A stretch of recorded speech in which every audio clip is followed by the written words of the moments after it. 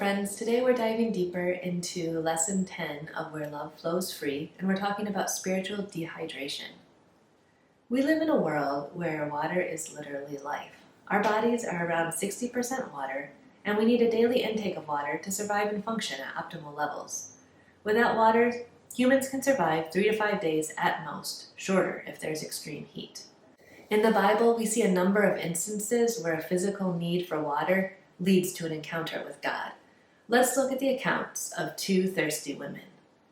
The first one is Hagar. She was the servant of Sarah, who was married to Abraham. And God had promised Abraham that he was going to make him into a great nation through his son. The only problem is there was no son. And Sarah, as she gets older, she's wondering, I haven't had a kid yet, what's going to happen? And there comes a point in time in a woman's life where it becomes pretty evident that childbearing years are done. And it appears that Sarah had hit this point. And so she has this very human moment where she decides to take matters into her own hands. And so she calls Abraham over and her servant Hagar, and she says, Abraham, I'm going to give you Hagar. Hagar, you bear children in my stead. I will have a son through you. And Abraham acquiesces and takes Hagar as his wife, and before long, she's pregnant. And it seems like from that moment on, Sarah is just filled with jealousy.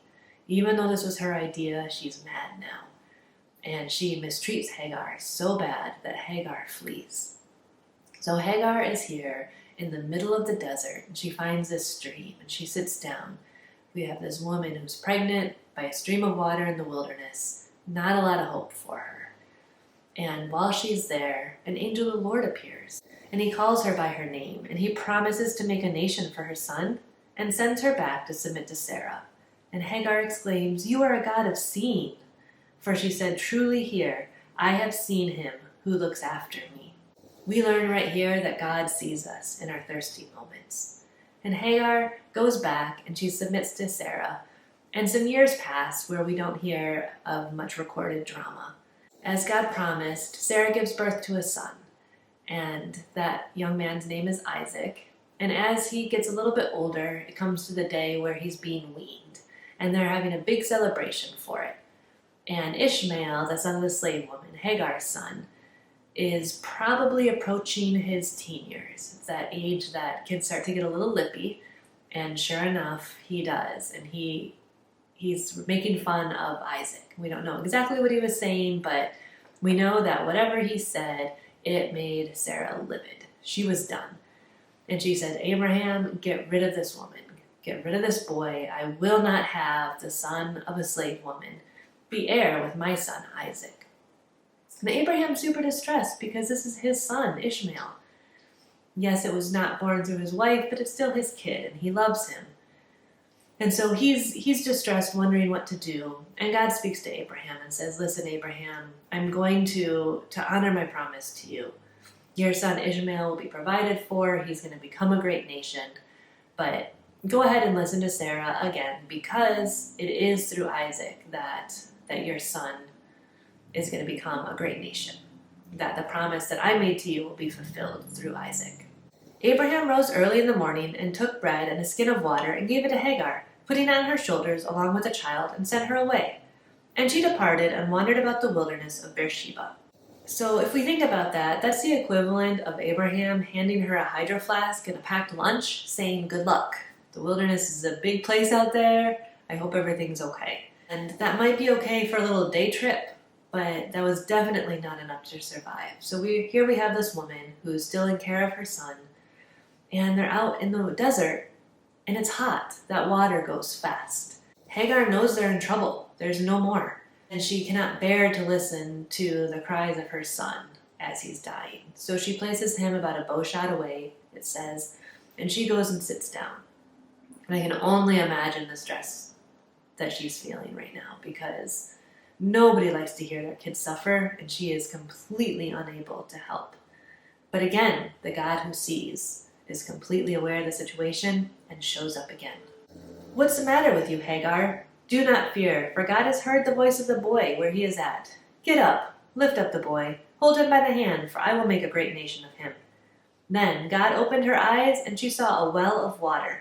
And she went and filled the skin up with water and gave the boy a drink. So God sees this dehydrated mother and her son, and he provides for her.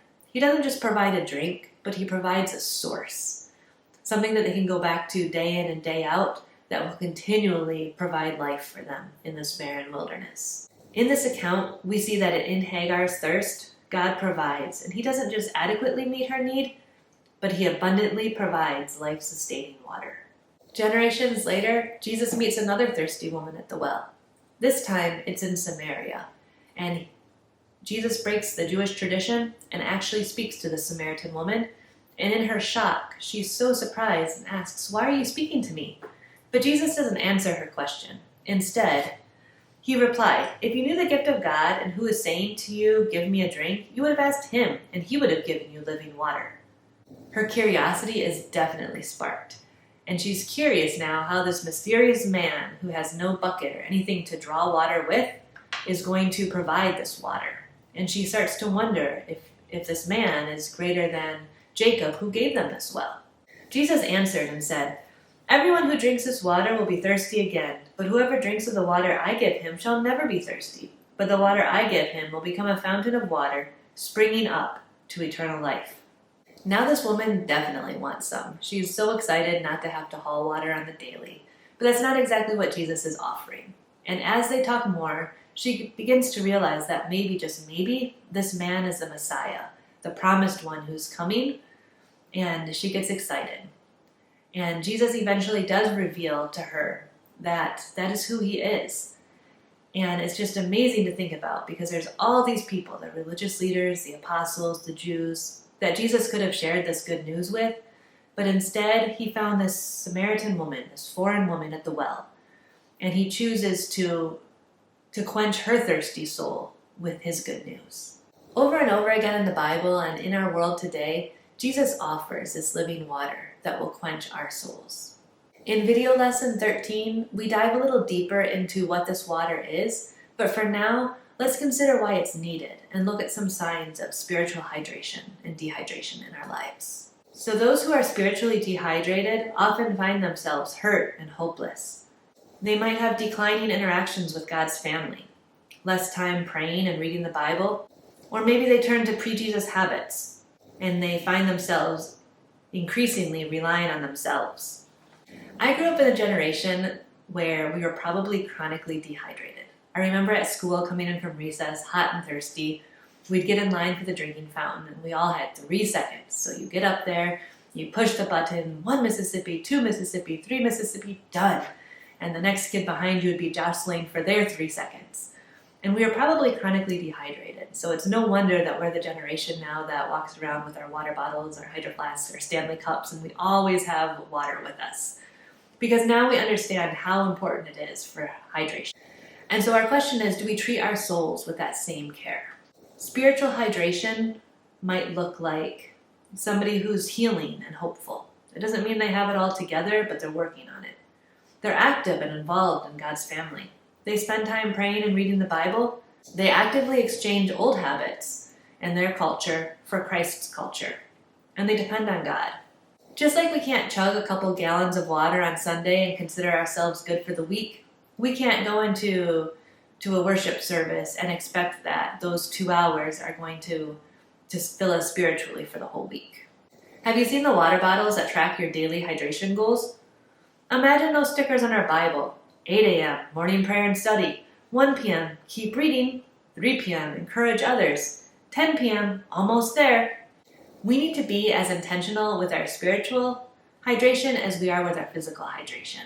It needs to be something that we focus on daily. And the beautiful thing is that God is ready and willing to fill us. Just like he was there for Hagar and the Samaritan woman, he's there for us with living water ready to quench our thirst.